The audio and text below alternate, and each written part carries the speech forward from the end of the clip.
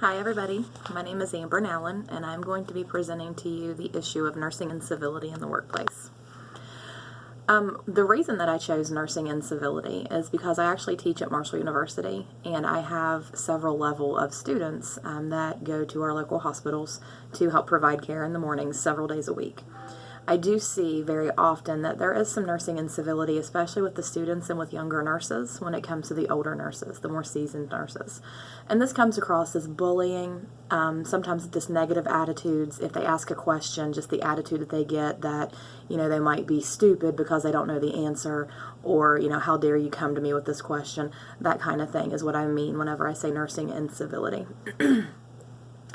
This is an issue that is current in our literature now that every place is facing.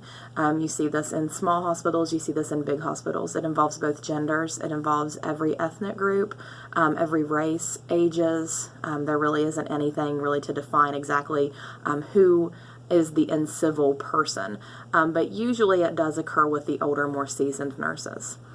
It's not uncommon to view these coworkers as being negative and displaying behaviors that might make for a hostile work environment, and it can lead to bullying, abuse, and even violence in the workplace. It is seen too often in hospitals, especially, like I said, with newer nurses and with students. And of course, everybody who is a nurse has that one person that they can think of that might have made the first year or so a little bit harder on them, that might be seen as the incivil person. Everybody has that one nurse that they can remember. In our literature, we have many articles that I found that does support the fact that nursing incivility is actually real, and it is something that needs to be dealt with, and this is where our nurse leaders come into play. Blevins in 2015 wrote about the impact of incivility in the workplace, and it is much more common than once believed. They also stated that over half of the nurses have been subject to incivility, while 37% have even quit jobs because they view it as a hostile work environment. There's also another author that wrote in 2012 that spoke of moments of incivility among elder nurses who would take part in bullying the younger nurses by means of humiliation, intimidation, and even verbal abuse. And Mears in 2018 discussed 5 examples of nursing incivility. This is public humiliation that threatens the professional status, name-calling or teasing that creates a hazard in the personal standing, withholding needing information or isolating and repeated exclusion of the said nurse, requiring workers to meet impossible deadlines, and then failing to give credit where credit is due. Phillips, Stalter, Weingartner, Wiggs, and Jock in 2018 found that there is a need, that there actually is a negative effect on nursing practice when these behaviors are present and what exactly a nurse leader should do. More research, however, does need to be completed, but we do know that it is present.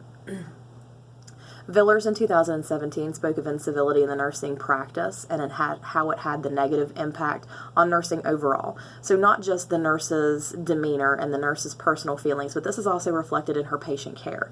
So in terms of the patient, might not be getting the care that actually they really need and they really deserve just because the nurse isn't comfortable going to a higher level of nurse just because of the fear of possibly being bullied or having those incivil moments. And the theory that I chose, the leadership theory that I chose, was the leadership trait theory. And this says that leaders are born with characteristics that shape a person into a great leader. Examples of these traits include intelligence, responsibility, understanding, motivation, trustworthiness, being a powerful decision maker, being self-confident, assertive, and flexible, and also feel the innate need for power. So it actually kind of magnates to them. The theory change that I had was Kurt Lewin's theory of change. It's best known for being linked to personal characteristics and social situations, so that's why I chose it for this specific issue. And this model includes 3 stages. It has unfreezing, change, and refreezing. The unfreezing stage is when the person actually recognizes that there needs to be a change that occurs. So they recognize that what they're doing, there might be a better way or maybe a new way of doing things. So they recognize it, they understand that it needs to be changed, and then they slowly overcome the resistance that they have, because of course people fear change innately. So they kind of become a little bit more comfortable with the idea of change. And then the actual change stage comes about, and this is when the true change is made. And then the refreezing stage occurs whenever the person truly changes their thoughts, feelings, and actions, and this becomes a habit. I did put in my PowerPoint an actual diagram of this change theory, so you can take a look at that if you like.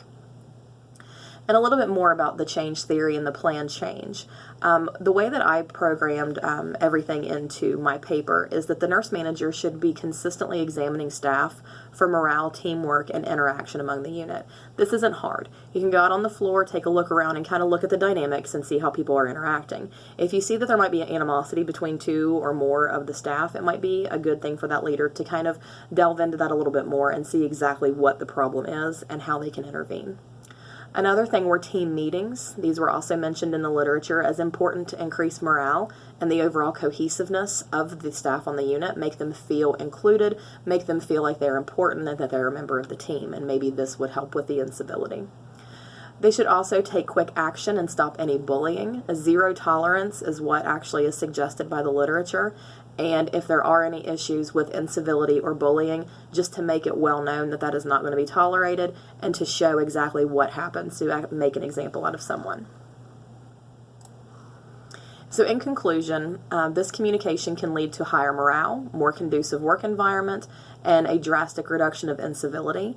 This in turn helps with the turnover rates with the new nurses. So hopefully, once you get at a position where you're comfortable and a job that you like, that you will be okay and that you would want to stay there and be a member of the team. Kurt Lewin's theory of change was presented as a model to help the flow of change and help retain any change that may have occurred. And then from moving from unfreezing to change and then refreezing can be a threatening idea, but with the correct management of the nurse leader and making sure that they stay positive, then hopefully this won't be an issue and the new policy would be a much easier policy to actually implement.